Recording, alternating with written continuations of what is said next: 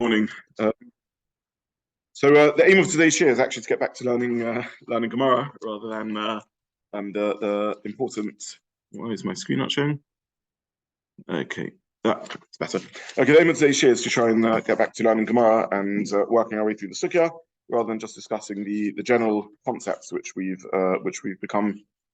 became caught up in appropriately. And I want to emphasize what's I hope by now clear to everyone, but just to spell it out, that as we enter the sugya of Rishona Hayomim Shlosha Kelim Netolim B'Shabbos, a massive change is occurring in our understanding of Muktza. Sorry, not understanding of Muktza, but a change is occurring in the nature of the halachas that are being discussed. So just to spell this out, I avoided us ever getting significantly into the reasons for Muktza until now, partly because I wanted to wait for the sugya. But till now, we've been learning a sugya in which Muktza is around hachana and non-hachana, whether a keli is muchan or not, what the keli is made for or not, and that's all the svaras that we've been using. So a completely mutter keli is not Muktza because it's made for its use. A klisha melachot l'issa still is made for something. It's after all a kli. So even though it's primarily Muktza because it's melachot l'issa, nonetheless, because it's a kli, it's an implement, it's my servant, it's made for some sort of use, and therefore it's still mutter, l'tov, kufasot, makoma, etc. And then a stone or a piece of rubbish is completely Muktza machmas kufay, klisha Muktza machmas saran kis. Is the chiddush of that is that it's a kli that isn't muchan for any other use, and therefore it becomes functionally like a stone, and therefore it's completely Muktza. And that's how we've been learning. We've been learning hilchas hachana. With Nechemia, with Gezeiras Nechemia, we enter into a completely new world. We enter into a world in which hachana is not the critical measure. For whatever reason, Nechemia didn't want people to be over-engaged with use of implements at all on Shabbos. The broader picture was because somehow this is non-Shabbostic, this isn't in line with Shabbos, it can lead to melachos, as the various Rishonim formulated. But here, for this sugya, we're switching off temporarily our antennae that are thinking about hachana or not, muchsan or not, what the keli is made for or not. Because the initial iteration of Nechemia's Gezeiras, until it gradually became unwound, was not about hachana, but was just a raw idea that somehow Kelim or overuse of Kelim or over-engagement with implements will lead to melacha. So it's a different sort of picture. Shabbos is about withdrawal from control of this world. Lo sasa kol melacha. Use of implements is clearly a very human way of controlling the world. Step back from using Kelim. This is Gezeiras Nechemia, and therefore even a Keli which isn't associated with Melacha don't use. This, by the way, is my attempt at explaining what Rashi and other Rishonim say, in which they say that somehow I'm just muting everyone. Forgive me, just going to be online interference. In which they're saying that somehow using Kelim will lead to Melacha. Over-involvement with implements will lead to melacha rather than any specific direct channel of understanding how a particular keli will necessarily lead to melacha. It's just we're stepping back from keli use is what the Gezeiras is about, as opposed to being directly to do with hachana. I'll come to a moment. Our struggle is going to be in the sugya to understand really as the takana or Gezeira rather of Nechemia is gradually unwound. Number one, does it leave any impact on practical halacha? Now, is there a stream within Hilchas Muktza that isn't just about hachana, or this is all Jewish history? Very interesting, but irrelevant halacha l'maisa. That's question number one. And number two, as it's unwound, does it morph back into being hachana svaros or not? So does it get back to being about hachana, or does it remain just categories of kelim without being directly connected with hachana? Jeffrey, looking very disturbed. Sorry, do we know what the situation is pre-Nechemia? As far as I can tell, everything's mutter. Why should Kelim be also? I mean, there's no Torah halacha about this. This was the start of Muktza. This wasn't that there was Muktza like we have it today. And sorry. No, sorry. Okay, that's what I mean. Was there the other sort of Muktza, our type of Muktza? Yeah. It could well be yes. It's possible that our type of Muktza has origins in Torah law itself. The Gemara in Beitza, we haven't really learned this sugya. Gemara in Beitza talks about hachana being things being muchan before Shabbos. Maybe a very, very proto version of Muktza has a deraisa core to it. So we don't know when the other layers of Muktza are added on. But certainly the idea that all Kelim are also is in a Nechemia chiddush. Is this Nechemia? Yes. This is after gone back to school. Correct. Yes. This is part of a series of reforms made then with the return to Israel. An isolated area that he had a problem in his house. This is the Klal Yisrael that previously there was a primitive Muktza, and this was whole of Christ. This is how Muktza came about. No, well, we don't know if this is Muktza. This may not be Muktza. It may be but the word Muktza, by the way, means haktsar. That it's specified for non-use. Nechemia is saying that even things which are specified for use it shouldn't be touched on, it shouldn't be moved or used on Shabbos. So it's really wrong to call, out of sort of slang, we speak about Nechemia as if it's part of Hilchas Muktza. But it's not really Hilchas Muktza, it's Hilchas Kelim on Shabbos. It's its own halachas, and independent of a link to Hachana, at least initially, and not something that existed before. And the Gemara understands that when Nechemia was the leader of Klal Yisrael, and therefore when he made his Gezeira, it was a Gezeira for Klal Yisrael. Yeah. And then the other Gezeira, because of the situation in Israel, they only applied to Israel. Some yes, some not. No, some yes, some not. But some are universal. Yeah. Yeah, it's part of a general chizuk program that he built. Yeah. Sorry, Adam. A couple of ideas. Man,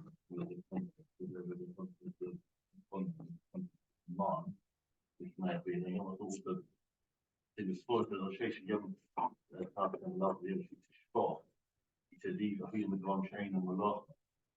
The concept of there's a few sources that then you've got Yeshiva-style, such as the Shabbat Flair.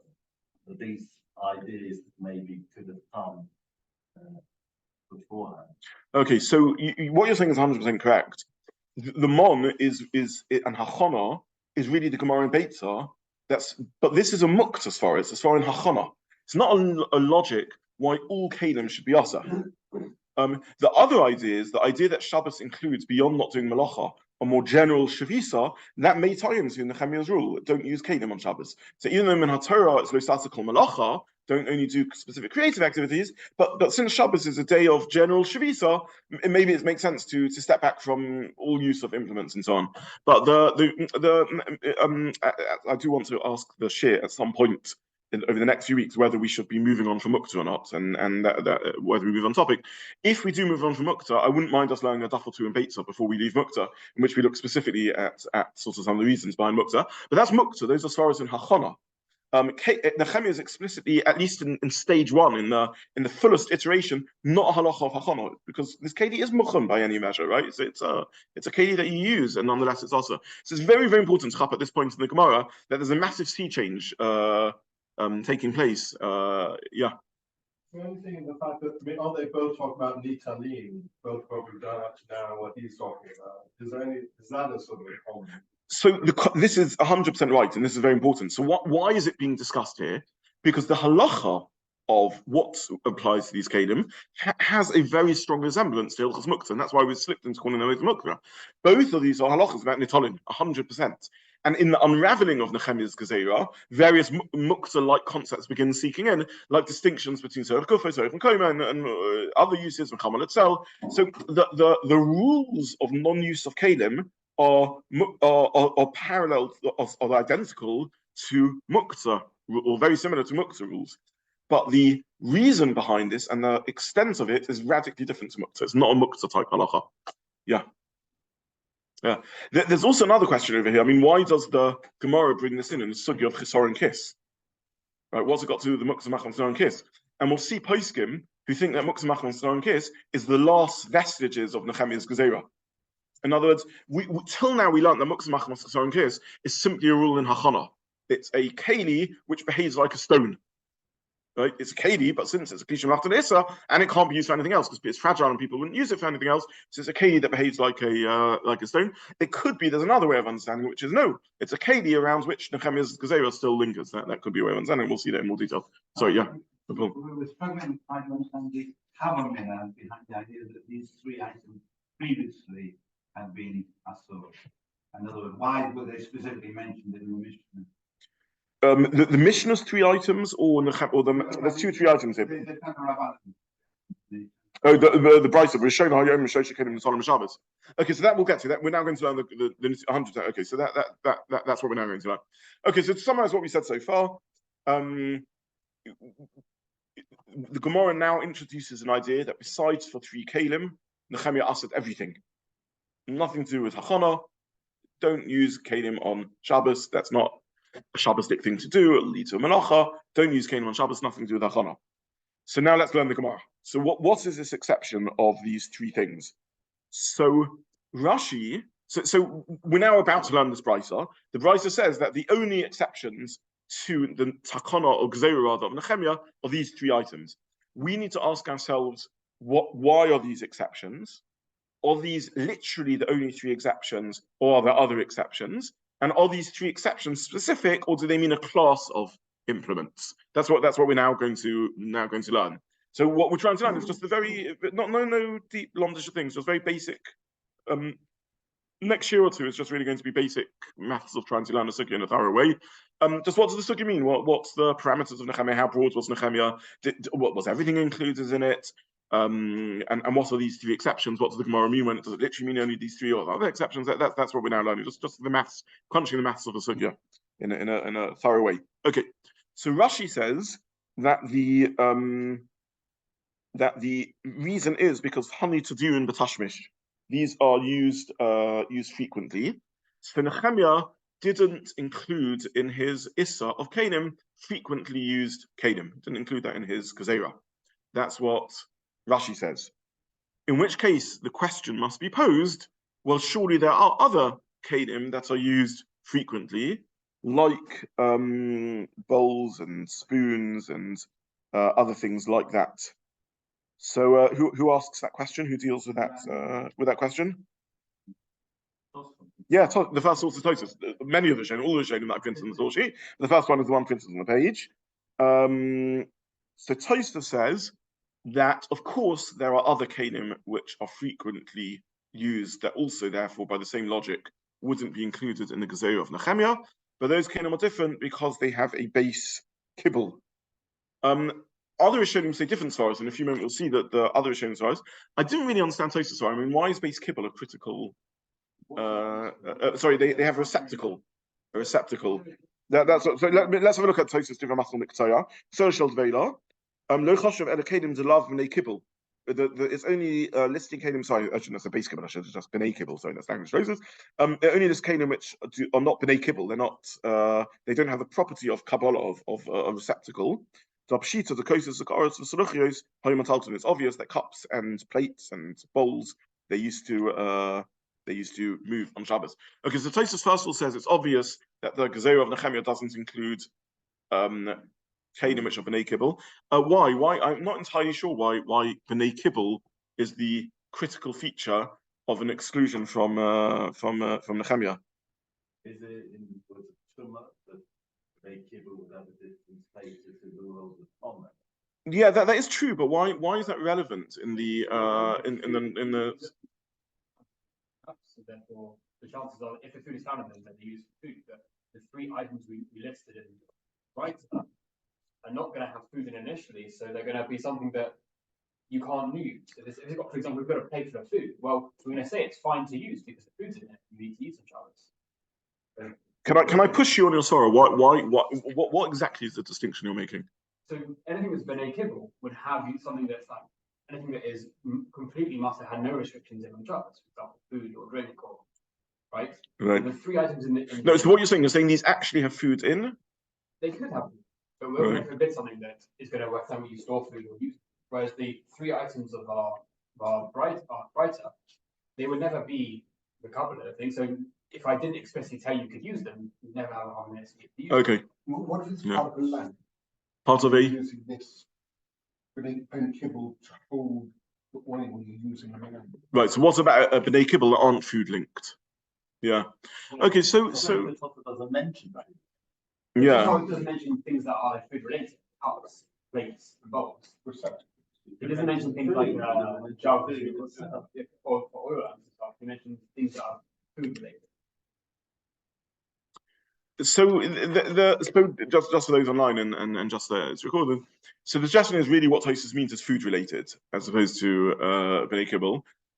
There's a number of questions around that, right? So if the critical distinction is food, we would have wanted Tosfos to say that. Number one, and number two, seemingly you have kibbul kelim which aren't food linked, like oil lamps, and you have food linked kelim which aren't kibbul, like a knife and fork. So, sorry? Well, trays have been kibbul, ben kibbul, perhaps. But each of the three specific items that are mentioned in the brisa are clearly food related. Well, there is a knife. But it's a knife. That knife is the two different kinds of knives that are food related, and the ladle, which is also. Yeah. So, if it would have been very surprising if Tosfos, instead of saying b'nei kibbul, had said food related, because it can't be obvious that all food related kelim are permitted if three food related kelim had been spelled out. Right. Okay. So as Ed was saying, two important points. One is maybe Tosfos doesn't need to mention food because that's the context. We're talking about food kelim. But the second point is, then it turns out that Tosfos did mean what he said, b'nei kibbul, because he's saying not all food kelim are allowed, only the three listed. He's saying, but it's obvious that b'nei kibbul, food related, also should be allowed. In which case, again, we get back to the question, why amongst food related kelim is b'nei kibbul particularly critical? In particular, Tosfos doesn't tell us anything about forks and spoons. Right, so spoons may be a b'nei kibbul again. Forks, yeah. Yeah, so forks weren't used till modernity as an eating implement. But there is another item that was used in the past for eating, which is knives, right? People always use knives. So what about a table knife? Well, that's mentioned in the brisa. Oh, so maybe that's the sakin shel shulchan. Maybe what the brisa means is a table knife, literally sakin shel shulchan, and it means the eating implement. In which case, by the way, a fork is effectively another type of knife. We don't think of a fork like that. A fork is a type of knife. It's a piercing implement. But as you correctly said, it's only really invented in modernity that forks. There is a muslug in the Mishnah, but that refers to pitchfork or the like. Yeah. Okay, so this Tosfos is difficult, and I don't really have any great answers to it. It's possible, and I hope I printed in the sources the Ritva, or the Miyuchas Ritva rather, who says the Svar of Bossis L'Dov HaMutar. So that's why I was trying to push whether you meant that, whether you were edging towards that Svara. Yeah. So maybe Tosfos means something akin to the. Let's look at this inside actually on my source sheets. I've lost them. Here they are. Okay. Let's have a quick look at that inside. No, these are my last week's source sheets. Here we are. Okay. Let's just spend a couple of minutes looking at the video. So I mentioned to you before that there was a bit of confusion in Masechet Shabbat about which Rishonim wrote which commentaries. To avoid this confusion, I've labelled what I call the Chiddushei Ritva HaChadoshim. The new Chiddushei Ritva is what in modernity the scholars think is the real Ritva, and I labeled something as Chiddushei Haran Miyochosim Ritva because through the generations there was a sefer labeled as the Ritva, which modern day academics think is the Ran. So in Yeshiva slang, it's referred to as the Ritva Yashanim or Miyochos Ritva, the one that was ascribed to the Ritva. The reason, by the way, why we accept academic determination on these things, even though there's often a tension between the world of yeshivas and the world of academics, is because there's nothing theologically controversial about this, and many of their proofs are very, very clear cut. The manuscripts don't fit the time that was specified to them. The language is very clearly different. And actually, in the context of Masechet Shabbat and other Masechet Shabbos, there were earlier generations that were already quite conscious of this. So I think on Baba Muktza and Ksuvas, Rabbi Zobin speaks about the misascription of Rishonim. Chidor speaks about it in Masechet Shabbat. So earlier generations were aware that what was labelled as things was wrong. But either way, for the purpose of our discussion, in the Chiddushei HaRitva, what I label Chiddushei Haran HaMichosim Ritva, Chiddushei Haran, that was thing. Let's just read. Pirish Gimel Kelim She'enun Nasim Bosis L'Dav HaMutar. She'enun Nasim Bosis Lo Osra Aleim Klum. So this is a sort of new concept. Normally we find bosses in the context of Muktza. We're not learning Hilchas Muktza. We're learning Hilchas Nechemia. Also, normally you find bosses in the context of Issa. Something which is a bossis to Issa becomes subservient to the Issa, and therefore acquires its Muktza status. Right in the beginning of our journey into Muktza, we learned some of the halachas of bosses with the lamp and where oil falls on it and wicks and so on. So normally bosses is a concept of Muktza, but the Ritva, or Miyuchas the Ritva, is saying that in the context of Nechemia, that there should be a parallel to bosses. And I think you very correctly said the Svara. Nechemia only ushered Kelim. He didn't usher food, right? Excluded from the Takon, the Gezeiras of Nechemia is Oichel. Oichel isn't included. And therefore Keli, which is completely subservient to the food, because it's a Kli Kibbul, that would be a bosses L'Davar HaMutter, like a new concept of a bosses L'Davar HaMutter. Now, I don't think he means that it actually has to have food in it at the beginning of Shabbos, analogous to bosses L'Davar Osur. Again, something that gets infected, as it were, with Muktza. A bosses in Hilchos Muktza is because at the start of Shabbos it had Muktza sitting on top of it, and therefore subservient to Muktza, and therefore also acquires a Muktza status. That's with bosses L'Davar Osur. Bosses L'Davar HaMutter, which is not really a Muktza svara, it's a Nechemia svara. I think he's just saying that excluded from the Gezeiras of Nechemia are things that are super subservient to food, because Nechemia never asked food, and therefore Keli, which is a bosses, is like that. If you want an analogy for Muktza, it'd be a bit like a purse. So even though normally something only becomes a bosses when there's actually Muktza inside it, there are Kelim which are dedicated to being a bosses for Muktza, which become Muktza even if they happen not to have Muktza inside them. An example of that is a wallet or a purse. So even if you don't happen to have money inside the wallet at the time, it's analogous to a bosses because it's dedicated to being a holder of Muktza. So I think he means a similar thing, something which is dedicated to being a holder of food is not Muktza, is not included in the Gezeiras of Nechemia. That's what the Ritva says. The Ritva is quite clear, I think, what he means. Does Tosfos mean that or not? I think it's speculative. It's very hard to see in Tosfos. If he wanted to say what the Ritva says, it'd be nice had he said it. It doesn't quite say it, but maybe that's what he means. Maybe I haven't actually thought about this point. Maybe it's obvious to Tosfos that we're talking about an Oichel context because the whole topic is around Oichel. So I don't know. There's one other piece of evidence that Tosfos might mean Svara and Oichel rather than just Kli Kibbul, which is the one of the three Kelim that mentioned is Zuama Listrin Shel Kedera. So what is this implement? So Rashi seems to say it's a type of ladle which is used to scoop out the froth or something like that, the fat that rises to the surface. When they used to make stews and soups, they wanted to remove the scum, thank you, that rose to the top of the soup, and they used to use a ladle for it. Now the Rashi says kaf, I think, right? Rashi says kaf kadola, a ladle, a large spoon. Now a large spoon, a kaf, is a Kli Kibbul. So if Tosfos is just saying a mathematical rule that any Kli Kibbul doesn't need to be listed because it has a Kli Kibbul, then why is Zuama Listrin listed? It's not my own question. It's I must ask this question. So how would that make sense? So either Tosfos pictures the kaf listrin differently.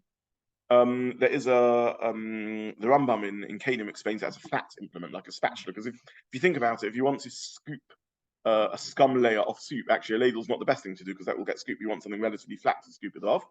Or Tosfos doesn't think it was used to hold anything; it was just used to push the Zerama to the sides or something like that. Or Tosfos doesn't count this as a Kli Kibbul because what he really meant was a Kli Kibbul for food, and this is a Kli Kibbul for non-food. You're taking off the Zerama, the scum, which you're not going to eat, which they didn't want to eat in those days. So again, maybe this is a bit of evidence that what Tosfos meant was a Kli Kibbul for food rather than just a rule that any Kli Kibbul should be okay, which doesn't appear to be correct. So yeah, I wasn't going to go into Hilchos Borah. Yeah, I'm pleased you're asking that question. In order to avoid us overwhelming us, I wasn't going to go into this, but the Achronim all speak about the Borah question here, because if this is used to remove the scum off a soup, then it's an implement. It's Klish Melachot and Isra. Yeah, all the rules are exactly right. Yeah. But one of the rules is Oichel Mitech P'solos, and here you're removing the P'solos from the Oichel. So, good question. Yeah, okay. So basically, this Gemara proves that skimming scum off a soup is not Borah for some reason, because if it was Borah, it'd be a Klish Melachot and Isra, but why that is beyond the scope of our discussion. Yeah.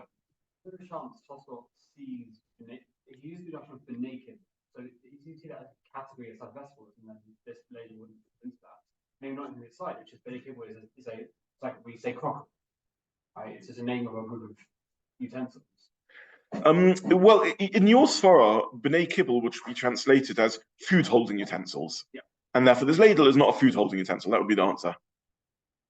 and that's why is the ladle not in the category of bnei kibbul? Because it's not designed to hold food; it's designed to temporarily hold thing. In the Ritva, the Miyuchas Ritva formulation, it's not a bosses of Mutter. That would be the svara. Yeah. This category of Muktza and Nechemia, where do clothes come? Also a good question. I don't know. Yeah, I was gonna say a similar point, and I thought that might support Edward because again, if we assume clothes must also be permitted, because how do you get on with your life without clothes? Then clearly this is this Gemara is in the context of food. Yeah, okay, I hadn't thought about this. I hadn't thought Edward's point. I thought Jeffrey's point, and more thought your point. I need to learn the sugi better. Yeah. Okay. So let's make a note of that.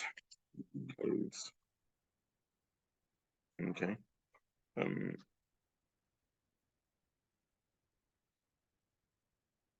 Okay. Nice comments. Well, I think there's a much later regarding clothes and jewellery and objects not included in Muktza. When I looked in the original books on it, clothes and jewellery is a question. Yes.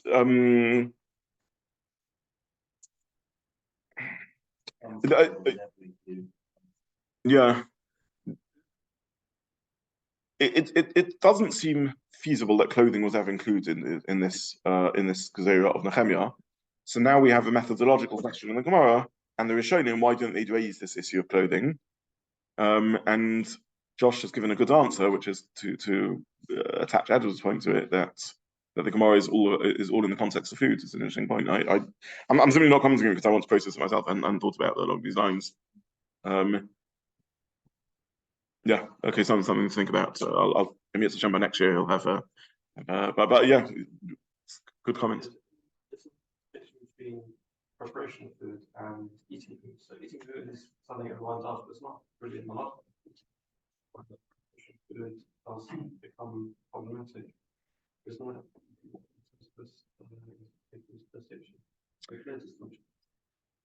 It's a lovely svara and probably and a correct one, no doubt. In the Ritva, for example, the Miyuchas Ritva, he says bossis b'davar mutar. You could well argue there's a distinction between eating of food and preparation of food.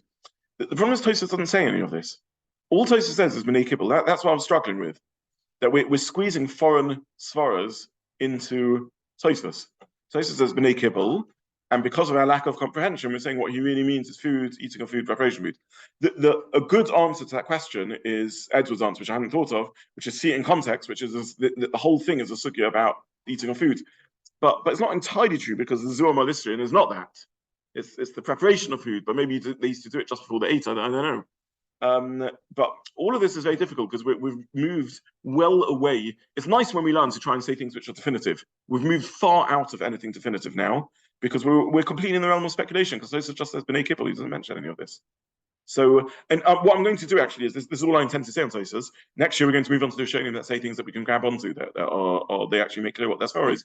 For some reason or other, this Tosfos doesn't make clear what his svara is. So I don't want to spend endless time speculating when we've got Rishonim that say all the svaras and they do say what they mean. So Tosfos, I'm surrendering. I don't know. Possibly Tosfos really means like that. The Rishonim, and for some reason, didn't express himself clearly or was relying on us realizing this is all about. And I don't know. All speculative, but we'll move on to other Rishonim that say clear as far as next year. Hello, Yeah. would be useful in understanding the Havamina, why these three things are mentioned, because all those three things are preparatory, not the food itself. Knife on the table. No, because you're cutting up the food preparing. I don't know what point though. When do you make the shift from what's called preparation of food to eating of food? Most of us nowadays think cutting a potato with a knife in a meal is the eating. I don't know. And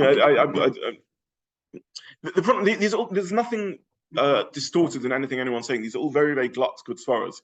The problem is it's nice to have them grounded, and I don't have a way of grounding any of these svaras. Yeah. On the clothes question, so clothes are kelim. A clothes, yes. So first of all, a clothes is a kelim. Yes. We don't nowadays when we use the word instrument or implement, we don't think of clothing. But in halacha, clothing is a kelim. It's a physical object designed to serve human needs. So that is a kelim. Period. Now the question, halacha l'maisa, our very, very strong feeling is that of course no one ever thought that clothes are included in the in the Issa of Nechemia is inconceivable. The problem is the silence of the Gemara and the Rishonim on it. And maybe, again, I hadn't thought of this, but as per Josh applying Edward, maybe the answer is because the sugya is a sugya of food items. I don't know. I don't want to say too much about it again because I hadn't thought about it. And the Rishonim don't quite say this far. Yeah. Yeah, Kitzur Kodesh we'll get to, yeah. Kitzur Kodesh we'll get to. Okay, we haven't yet discussed Oichlim either, by the way. We're in a way going out of order. We haven't even mentioned the Oichlim as an exception. But again, it's not too great a leap to make that Oichlim as an exception also. We'll get to that also. Okay, so we'll stop here for today and resume on Tuesday. Thank you very much.